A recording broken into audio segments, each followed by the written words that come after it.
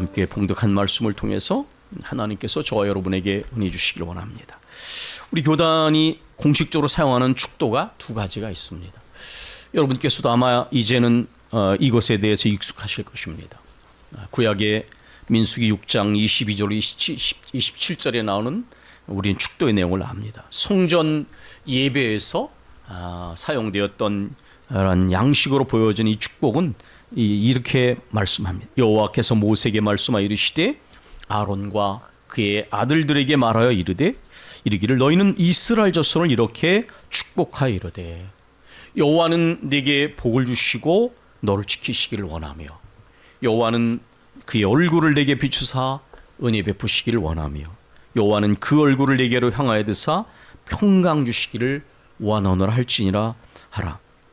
그들은 이같이 내 이름으로 이스라엘 자손에게 축복할지니 내가 그들에게 복을 주리라. 여기에 등장하는 선물인 샬롬 평강은 개인과 공동체 가운데 영과 육의 완전함과 번영과 또 화평함을 의미하는 단어입니다. 두 번째 축도는 우리가 좀 더 친숙한 오늘 본문입니다. 주 예수 그리스도의 은혜와 하나님의 사랑과 성령의 교통하심이 너희 무리와 함께 있을지어다. 오늘 우리가 첫 번째 신년 감사 예배를 드리고 있습니다. 어떤 한 해를 지내면서 어떤 방향으로 개인적으로나 목회적으로 나갈까를 생각하는 가운데 우연히, 사실 우연이라고 표현했지만 그리스도인들에게는 우연은 없습니다. 우연처럼 보여지는 것 속에 하나님의 역사가 있는 것이죠. 삼일체에 관한 어떤 신학자가 쓴 책을 보게 되었습니다. 그 가운데 삼일체적 경영이라고 하는 단어를 떠올리게 됐습니다.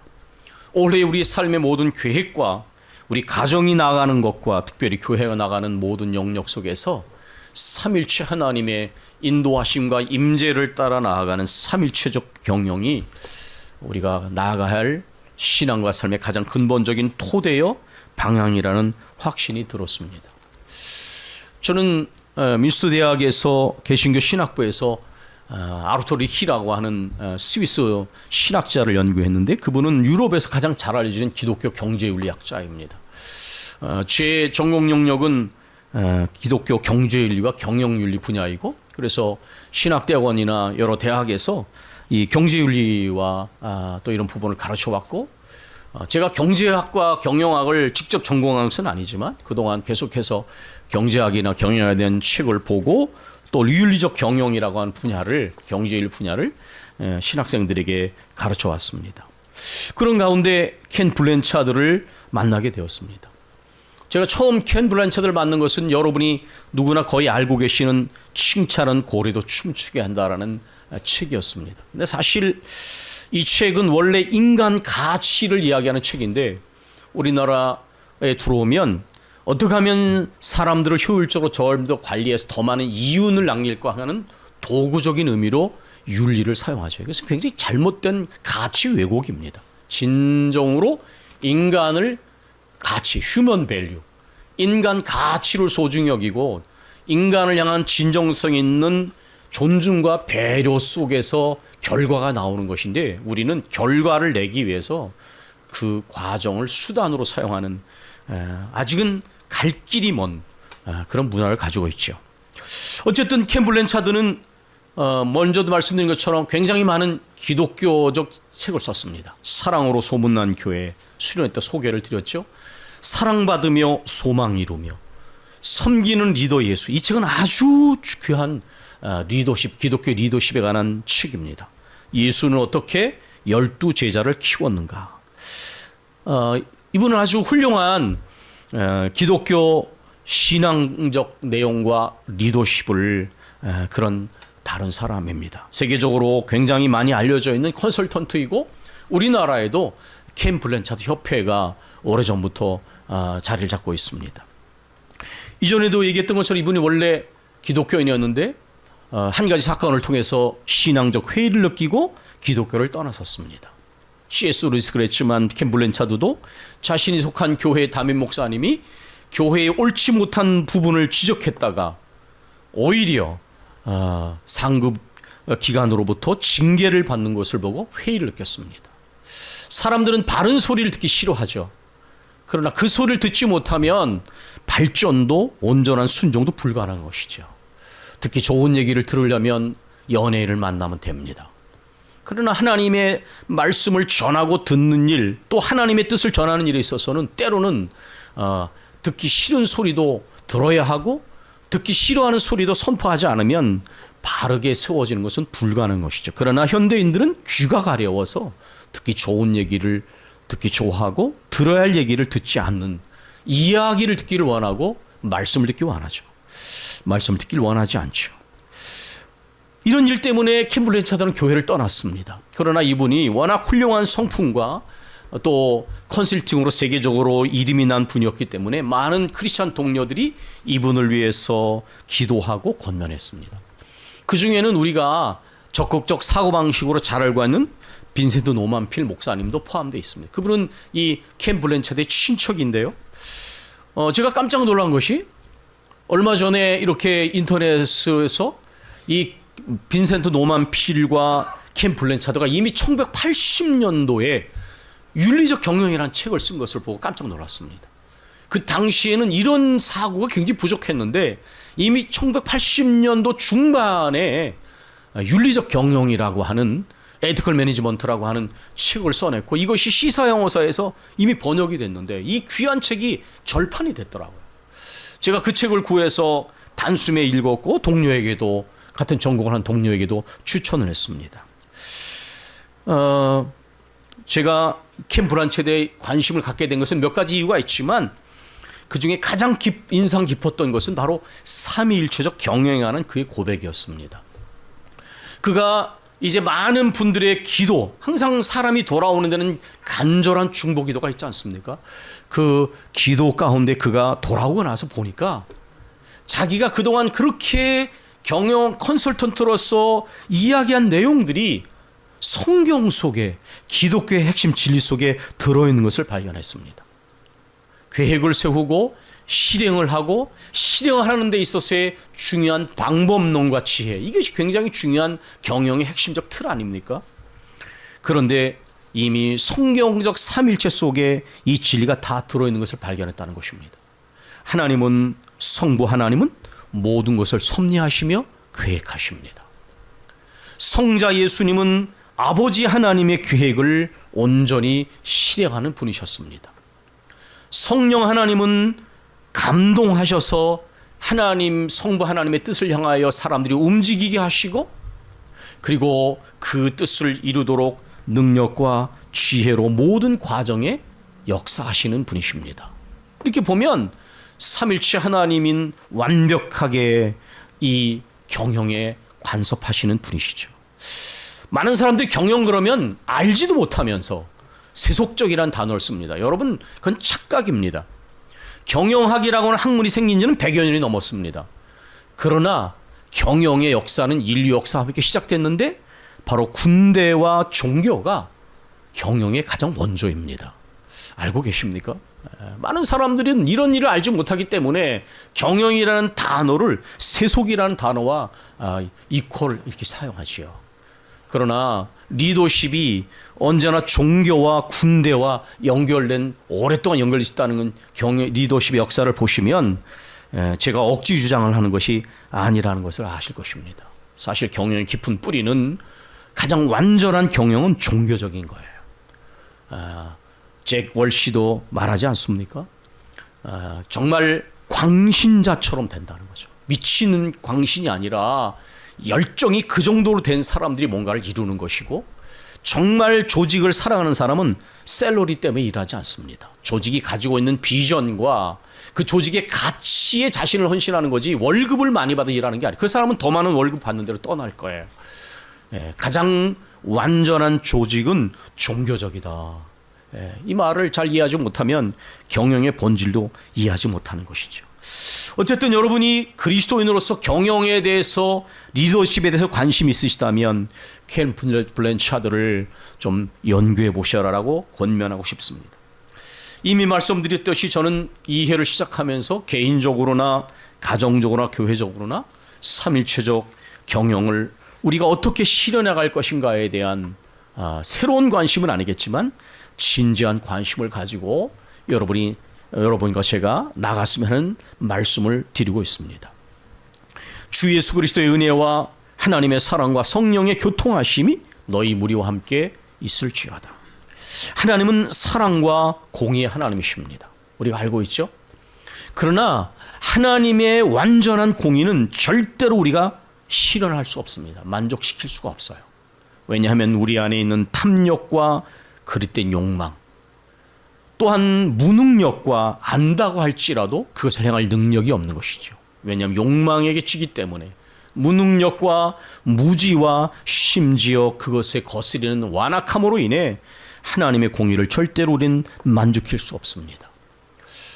여러분이 성경이 말씀하는 진리를 관념으로 받아서는 안 됩니다. 현실에 직면하고 적용시켜 보십시오.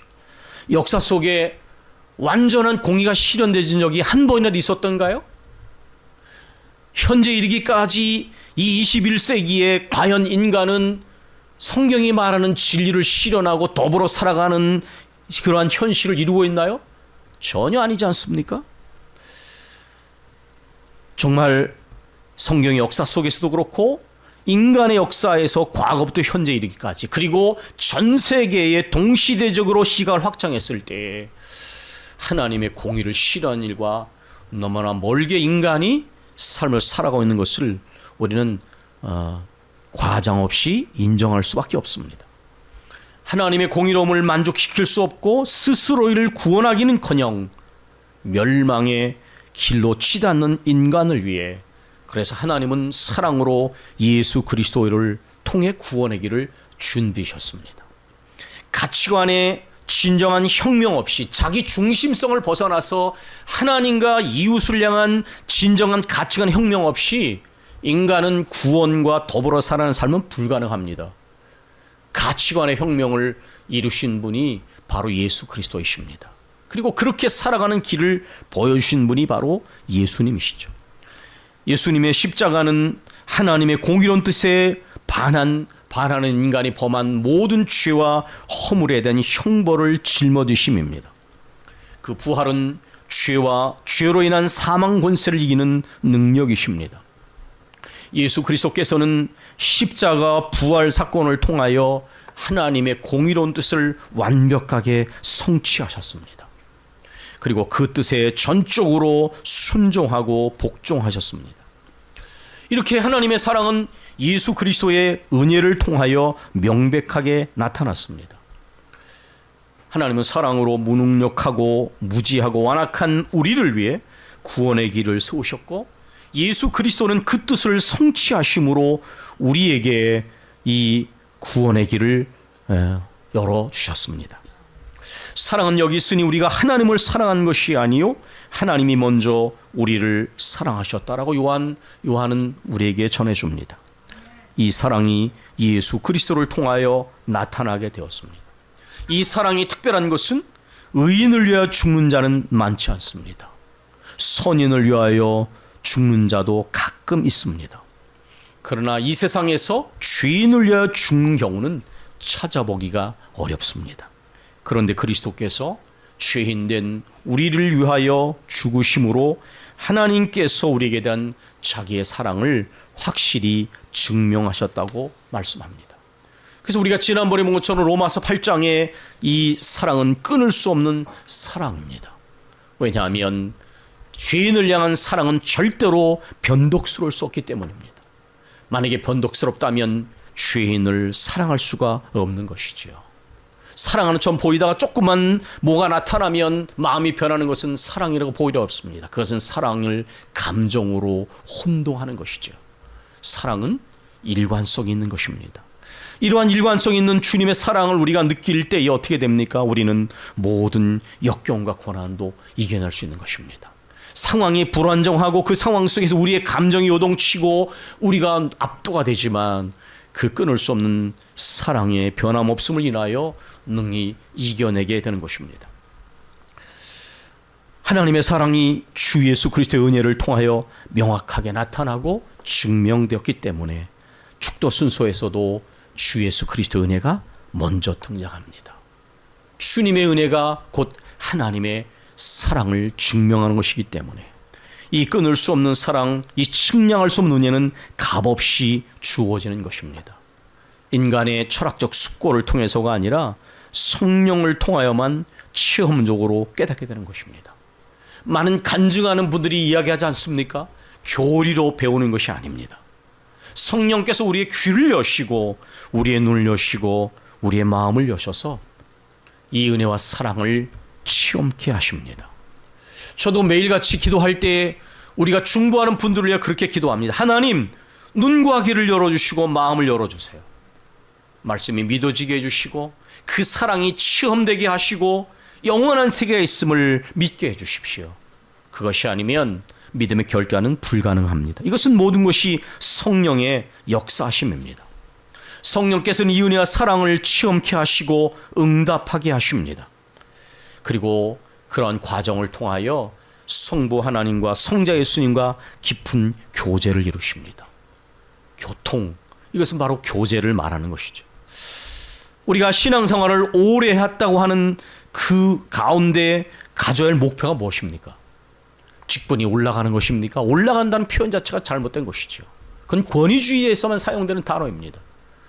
내가 얼만큼 더 주님을 향하여 가까이 나가느냐, 주님과 얼마나 더 깊은 교제를 이루느냐, 처음 믿었을 때보다 점검해야 될 것은 본질이지 형식이 아닙니다.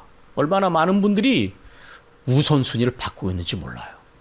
내가 처음 주님을 믿고 그 사랑과 은혜를 아는 그 높이와 깊이를, 너비와 길이를 아는 것에서 자라났는지를 보지 않고 무슨 직분, 무슨 일하는 거, 그건 주님의 기준이 아니라는 것입니다. 우선순위를 바꾼 거예요. 성령은 깊은 교제에 들어가게 하세요. 여러 차례 말씀드린 것처럼 노년을 살아가는 목사님과 장로님들의 모습을 보면서 참 안타까운 것은 골방의 영성을 익히지 못했기 때문에 나이가 들고 노년이 되니까 공허해지는 거예요. 공허해져요. 그러니까 자꾸만 다른 걸로 짝퉁으로 채웁니다. 그러나 골방의 영성을 익히면 외로움도 이겨낼 수 있어요. 골방의 영성을 익히지 못하면 늘 자기의 존재가 남 앞에게 인정받아야 되고 드러나야 되고 인정 못 받으면 화가 나고, 저는 그런 리더들을 너무 많이 봤어. 주님과의 깊은 만남, 그 은혜와 사랑에 사로잡힌 경건한 노년이 되지 않으면 100% 공허해집니다. 우리가 이것을 잊어서는 안 됩니다. 젊은 세대도 마찬가지입니다. 성령은 또한 무능력하고 무지하고 완악한 우리들의 중보자가 되십니다. 우리를 정죄하는 것이 아니라 그 연약함, 완악함, 무지함을 위하여 탄식하신다고 하셨어요. 그러나 우리는 성령을 탄식하게 하는 신앙생활을 해서는 안 됩니다. 성령께서는 우리의 연약함을 인하여 탄식하시며 우리가 스스로 할 수 없었던 하나님의 거룩한 뜻을 깨닫도록 조명해 주시고 눈을 열어 주십니다. 그리고 깨달은 그것을 행할 능력과 지혜를 우리 가운데 주십니다. 하나님의 사랑과 주 예수 그리스도의 은혜와 하나님의 사랑과 성령의 교통하심이 너희 무리와 함께 있을지어다. 이것이 이 축도의 의미입니다. J.R.R. 톨킨이 쓴 작품에는 하나님이라는 단어가 등장하지 않습니다. 여러 번 말씀드렸지요. 그러나 그의 작품 중에 먼저 읽어야 할 실마릴런을 읽어보면 그 안에 기독교 신학이 들어있음을 아주 명확하게 파악하게 됩니다.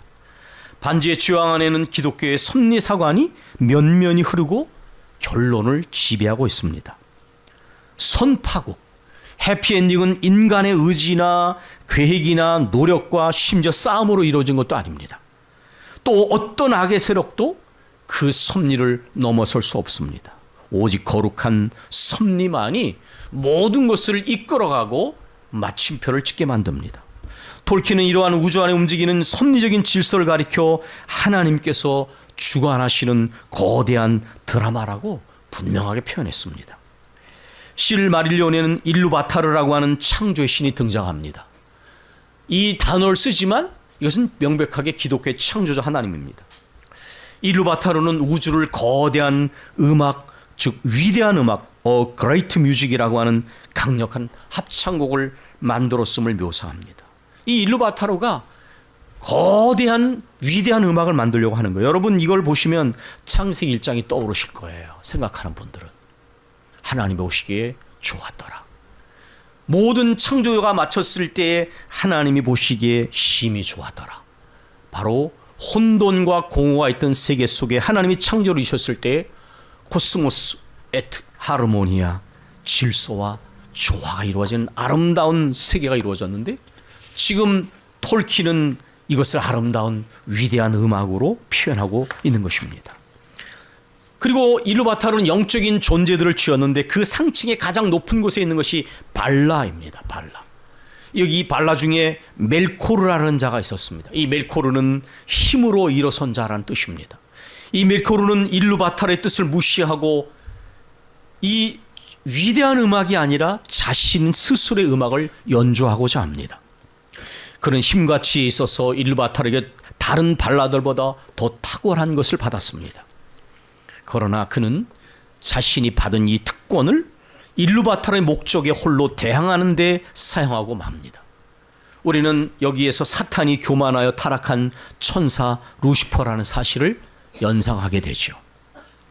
멜코르가 조장한 불협화음은 점점 더 넓게 퍼져나갔고, 예전에 들었던 선율, 아름다운 선율들은 광포한 소리의 바닷속으로 잠겨버립니다. 그 잔혹한 소음은 이후로도 계속해서 일루바타르가 창조한 선한 피조계를 혼란에 빠뜨립니다. 제가 이 이야기를 여기서 더 할 시간이 없습니다. 저희가 2월 7일에 청년부가 수련을 합니다. C.S. 루이스의 나니아 연대기 소고라는 주제로 그 작품 속에 어떠한 기독교의 창조, 타락, 구원, 새 창조라고 하는 위대한 드라마가 연결되는지를 우리가 깊이 다룰 것입니다. 제 바람은 내년에는 반주의 정을 통해서 이 기독교의 섭리사관이 얼마나 위대한 것인가를 다루려는 생각을 가지고 기도하고 있습니다. 우리가 이제 계획을 세웠으니 기도로 준비하고 함께 또 구체적인 준비를 해나가야 될 것입니다. 멜코르처럼, 이 멜코르는 나중에 세상의 검은 적이라는 모르고스라는 이름으로 이름이 바뀌어지게 됩니다. 그리고 사우론이나 변질된 마법사 사루만처럼 일루바타르의 뜻을 거슬리며 거역하는, 세상을 혼돈과 멸망으로 몰아가려는 악한 자들이 있는가 하면 간달프나 빌보나 프로도 같이 신의 뜻 섭리를 따라 악의 상징인 절대 반지를 파괴하는 미션을 수행하려고 하는 자들도 있습니다. 그러나 그들도 위기를 만나고 결정적인 순간에 호빗 핵심 인물인 호빗 프로도가 유혹을 받아 이 반지를 파괴하지 못하는 결정적인 실패할 위기를 만납니다. 그런데 그때에 섭리가 개입을 합니다. 바로 그러므로 인해서 선파국이 완성되어 악이 패배하고 선이 최후 승리를 거둡니다. 바로 섭리의 완결입니다. 오늘 우리는 창조와 구원의 하나님의 거룩한 섭리와 질서를 무시하여 일어나고 있는 여러 가지 두려운 격변과 급변을 온몸으로 경험하고 있습니다. 지구온난화로 얼마나 피부에 느껴지는 변화들이 많은지요. 우리 이렇게 평화롭게 예배를 드리지만 얼마나 세상에는 탐욕적인 이기주의가 또 AI를 통해서 더 확대되고 있는지요. 폭력적인 전쟁과 대립과 갈등들, 남은 죽든 살든 말든 나와 내 가까운 사람들만 배가 터지도록 살고 싶어하는 탐욕들. 유감스러운 것은 하나님의 거룩한 공동체들조차 깊은 세속성, 규모의 경제 패러다임에 갇혀서 강력한 세속성 앞에 속절없이 타협하고 무너지는 현실을 드물지 않게 목격하고 있습니다. 거룩한 모습처럼 예배를 드리지만 깊은 세속성에는 뭐니 해도 뭐니가 최고가라고 고백하고 있는 신앙생활. 얼마 전에는 한국교회의 가장 존경받는 지도자 한 사람이 편법적인 세습을 하고 몇십억의 돈을 요구해서 그것 때문에 지금 한국교회가 떠들썩하고 있습니다. 왜 이렇게 무너집니까? 왜 이렇게 무너집니까? 이러한 시대에 우리는 다시 한번 삼일체 하나님에 대한 분명한 신앙 고백과 삼일체적 경영을 이루기 위하여 분명한 다짐을 해야 합니다. 사람이 마음으로 일을 계획할지라도 걸음을 인도하시는 분은 하나님이신 것을 알고, 내가 꽉 붙잡고 있는, 팔이 아플 정도 붙잡고 있는 삶의 운전대를 다시 하나님께 위임해야 합니다. 개인적으로나 가정적으로나 교회적으로나 말입니다. 우리가 삶의 운전대를 잡고 있는 한 우리는 마음의 진정한 기쁨을 맛보기 어려울 것입니다. 말씀에 서서 내 뜻 버리고 감정을 버리고 말씀에 서니 불완전한 믿음 완전해지고 내가 이제부터 주만 붙드네. 나의 모든 욕심 던져버리고 내가 염려하며 계획하던 것 믿고 기도하며 주께 맡기고 주의 뜻을 따라 살기 원하네. 성자 예수님은 하나님이 기뻐하신 뜻을 이루셨습니다. 믿음으로 닻을 주께 던지고 끊임없이 주를 찬송하면서 전엔 나를 위해 일해왔으나 이제 주만 위해 힘써 일하리. 우리 모두는 주님이 기뻐하시는 일을 하기 위하여 거기에 우리 삶의 목표를 두어야 합니다. 오직 성령이 너희에게 임하시면 너희가 권능을 받고 예루살렘과 온 유대와 사마리아 땅까지 이르러 내 증인이 되리라. 내게 능력 주시는 자 안에서 내가 모든 것을 할 수 있습니다. 우리 주님이 기뻐하시는 일을 온전히 이루하여 말씀과 성령의 충만함을 우리는 간절히 사모해야 합니다. 제가 말씀을 낮추면서 요즘에 이렇게 더 많은 시간을 기도로 보내려고 지금 애를 쓰고 있습니다. 제가 당하는 여러 가지 감당해야 될 실존적인 문제도 있지만 이렇게 머물러 있는 신앙생활과 교회 모습이 돼서는 안 되기 때문에 알고 있으면서도 온전한 순종을 말씀하시는데도 순종할 능력이 없는 우리의 무력함과 우리의 연약함과 무지함을 생각할 때에 성령의 감동하심과 성령이 우리를 지배하심이 아니면 이 제자리 걸음 걷는 신앙과 정체를 절대로 벗어날 수 없습니다. 분명히 성령이 여러 번 말씀하시는데도 끊임없이 견고한 자아의 껍데기를 벗지 못하는 신앙생활을 절대로 벗어날 수 없는 것이죠. 그래서 우리는 말씀과 성령의 충만함을 사모해야 됩니다.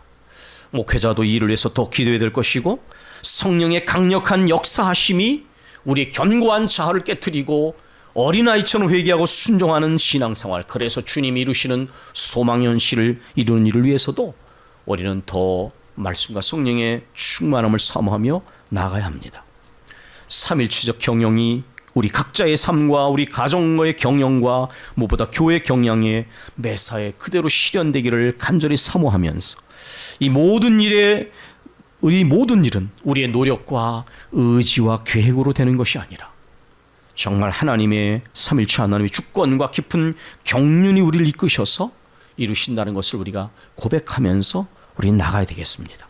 악을 손으로 바꾸신 하나님, 그리고 자기의 손을 성취하는 신앙을 넘어서서 거룩한 축복과 비전을 이루시는 그 주권적인 섭리하심을 바라보면서 더욱 우리가 기도의 무릎으로 말씀과 성령의 충만함을 사모하며 나아가는 이 새해가 되기를 소망합니다. 우리가 기도하겠습니다.